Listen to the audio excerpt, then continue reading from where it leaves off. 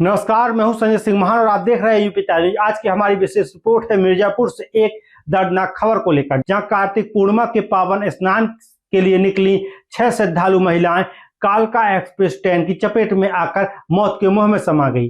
कैसे ये त्रासदी है कैसे हुई ये त्रासदी, कौन है जिम्मेदार इस हादसे का और आखिर कब रुकेगी रेलवे पर ऐसी लापरवाही? आइए देखते हैं पूरी रिपोर्ट।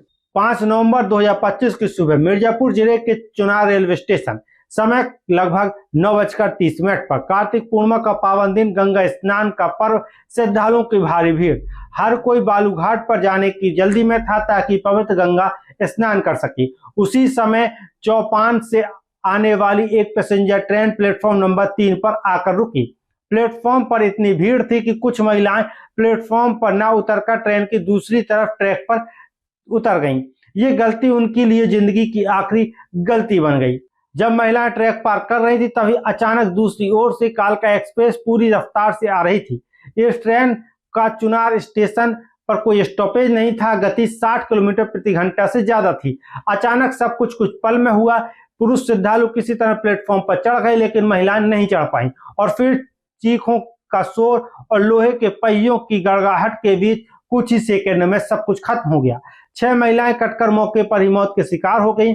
शवों के टुकड़े 50 मीटर तक रेलवे ट्रैक पर बिखर गए। हादसे में जिन महिलाओं की मौत हुई है उनमें है सविता 28 वर्ष पत्नी राजकुमार, साधना 15 वर्ष पुत्री विजय शंकर, शिव कुमारी 17 वर्ष पुत्री विजय शंकर, अंजू 20 वर्ष पुत्री श्यामा प्रसाद, सुशीला 60 वर्ष, कलावती 50 वर्ष पत्नी जनार्दन यादव। इनमें से सविता और साधना सगी बहनें थीं। सभी महिलाएं मिर्जापुर और सोनभद्र की रहने वाली थीं।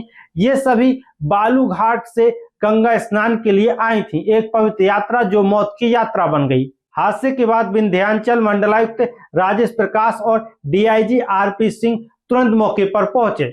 दोनों अफसरों ने घटनास्थल का निरीक्षण किया और सुरक्षा व्यवस्था जांची।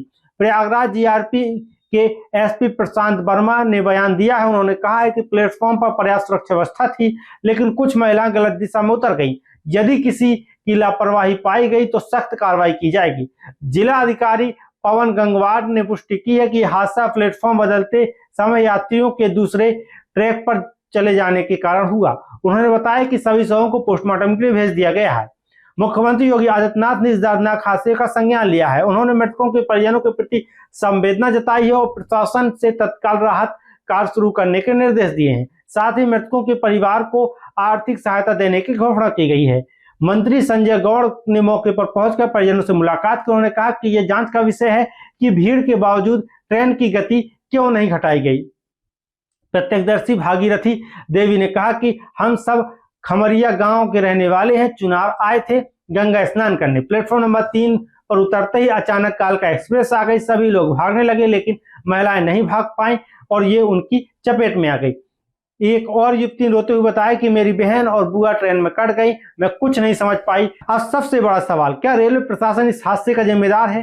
भीड़ भाड़ वाले स्टेशन पर कार्तिक पूर्णिमा जैसे पर्व के दिन बिना स्पीड कम किए ट्रेन क्यों गुजरी? क्या यात्रियों को सुरक्षित प्लेटफॉर्म बदलने के निर्देश नहीं दिए गए थे? स्थानीय लोगों का कहना है कि हर साल इस मौके पर चुनार स्टेशन पर भारी भीड़ होती है, फिर भी रेलवे में अतिरिक्त स्टाफ नहीं लगाया गया और न ही सुरक्षा घेरा बढ़ाया गया।